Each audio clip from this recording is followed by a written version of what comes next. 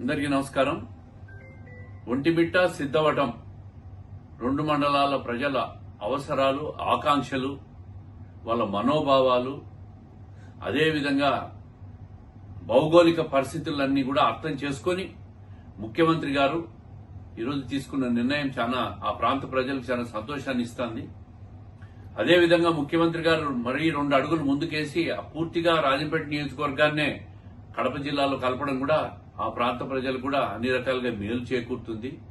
ఈ విషయంలో జిల్లా కలెక్టర్ గారు కూడా వాస్తవ పరిస్థితులన్నీ కూడా ప్రభుత్వానికి నివేదించడంలో ఆయన కృషి కూడా చాలా ప్రశంసనీయమని చెప్పి తెలియజేసుకుంటూ ఆ ప్రాంత ప్రజలు ఆశించిన మేరకు ముఖ్యమంత్రి గారు మంచి నిర్ణయం తీసుకున్నారని చెప్పి ముఖ్యమంత్రి గారికి అదేవిధంగా మంత్రివర్గానికి అందరికీ కూడా కృతజ్ఞతలు తెలియజేస్తూ ఉంటాం.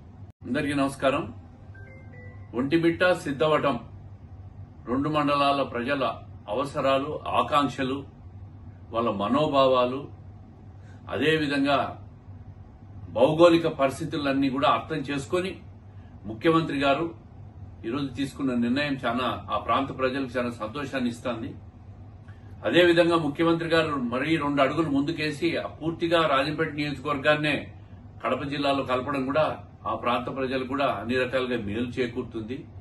ఈ విషయంలో జిల్లా కలెక్టర్ గారు కూడా వాస్తవ పరిస్థితులన్నీ కూడా ప్రభుత్వానికి నివేదించడంలో ఆయన కృషి కూడా చాలా ప్రశంసనీయమని చెప్పి తెలియజేసుకుంటూ ఆ ప్రాంత ప్రజలు ఆశించిన మేరకు ముఖ్యమంత్రి గారు మంచి నిర్ణయం తీసుకున్నారని చెప్పి ముఖ్యమంత్రి గారికి అదేవిధంగా మంత్రివర్గానికి అందరికీ కూడా కృతజ్ఞతలు తెలియజేస్తూ ఉంటాం.